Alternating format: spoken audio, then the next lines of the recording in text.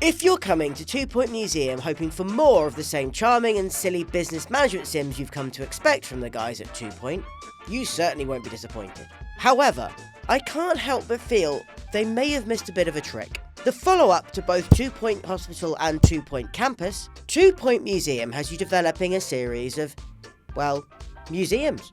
You're tasked with developing and managing a whole range of historical institutions, covering everything from dinosaurs to marine life to the more supernatural worlds and artifacts. Building your museums will be familiar to those who've played titles like these before.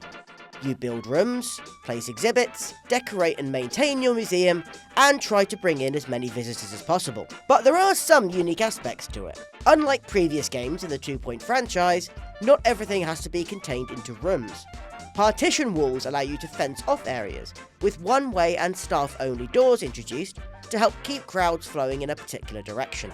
These allow for a more open-plan style of building development, and more free-form design in terms of layout. Another new feature is how much more important decorations are compared to previous games. Previously, decorating was only really done for your own enjoyment. Sure, it might have helped improve the overall happiness of staff and visitors, but it didn't really matter what you placed or where. But in 2 Point Museum, placing the correct decorations near the right exhibits helps improve their overall buzz score, which generates more visitors. And whilst this does sometimes lead to you throwing in items basically anywhere just to fill out a gauge, it's still a nice way to incorporate this aspect more into gameplay. Once you've designed your museum, you also have to hire and manage staff members. You'll need experts to look after exhibits and do research, assistants to work the ticket booths and gift shops, janitors to clean up the mess, and security to catch pesky criminals and collect donation money. Staff will also need training for more specialised skills, as well as somewhere to take a rest during the hectic workday. Budgets will also need to be managed, with employees looking to be rewarded for their efforts with raises, alongside the need to continue developing your museum. Although, if you do fancy playing without restrictions, the game does have a sandbox mode alongside its regular campaign, meaning the museum of your dreams can still be a reality. To be fair, 2 Point Museum's campaign isn't the most difficult I've ever played, and generally you can complete all the objectives without too much trouble, so long as you're paying attention. But that doesn't make it any less rewarding, as your success grants you new museums to manage and new areas to explore. There's also a scoring system which is essentially endless, encouraging you to keep developing your museums even after all your initial objectives have been completed. So far, so Tycoon Game. Where 2 Point Museum differentiates itself is in how you get the key exhibits that generate buzz and encourage more customers to visit. In order to collect these, you have to send researchers out on expeditions to discover new lands and bring back the artifacts they find. But it isn't just as simple as shipping them off and waiting, as each adventure contains perils that may cause both short and long-term effects to those you send away. At certain points, your budding explorers will also run into scripted events, where you have to decide how they'll respond. Depending on your choices, you may find extra items, or receive a bonus to your party in the form of XP. However, choose wrongly, and it may have more adverse effects, forcing your adventurers into a period of downtime, or even a trip to the hospital.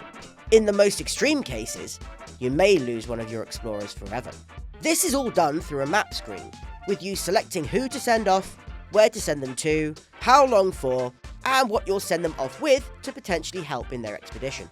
And it's in this mechanic where I feel like the game is missing something. To understand what I mean, I refer to YouTuber Yahtzee Croshaw, who once said, "I'm reminded of a piece of writing advice I was once given. Is this the most interesting period of our character's life? And if not, why aren't you showing us that?" Essentially, a good story is one in which we are seeing the most interesting aspects of it play out, not hearing about them or finding out they happened off screen. And I honestly feel like you can apply something similar here. The most exciting part of this game sounds like it'll be exploring new worlds and discovering artifacts to bring back.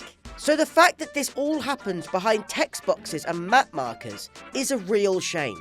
Sure, I wasn't expecting some Uncharted or Tomb Raider style bombastic gameplay, but occasional mini-games or even short cutscenes showing what's going on during these expeditions would have gone a long way. A lot of the game's best and most unique stuff, unfortunately, is not the stuff the game chooses to show us. That's not to say there isn't lots of fun to be had in what we do see though. As is typical for a 2 Point title, characters, animations, and the overall art style fills the game with personality. The developers clearly have a keen eye on the details of animations, meaning even basic interactions like buying a ticket or conducting research are fun and entertaining. The variety of silly customers you get will always delight and surprise you. From goths and clowns to yetis and scuba divers, you'll never not be amused by who's walking through your doors. This is combined with the excellent writing littered throughout the game's world, brought to life both through the exhibits you find and the messages you receive updating you on the museum's goings-on. The music and audio design too is delightful and charming. The warm jazz soundtrack is a perfect accompaniment to your museum building ventures, and the interspersed voiceover from the museum's tannoy is both brilliantly written and expertly delivered. Guests are reminded that dinosaur bones used to be surrounded by dinosaur. This sort of constant interruption could easily become annoying or repetitive, but fortunately, because of how well it's done, it never does. There's a lot of fun and discoveries to be had with 2 Point Museum, and it certainly scratches that same itch the other 2 Point games do. As a business management sim, it's rock solid, if not the most complex systematically. But that fits with its overall charming aesthetic. It's a shame more couldn't have been made of one of the game's biggest mechanics, and for those seeking out a challenge, they may wish to look elsewhere. But what there is here is still very enjoyable on its own merit. It's a very solid, if not spectacular entry to the 2 Point franchise, and one charming enough to keep you engaged one museum at a time.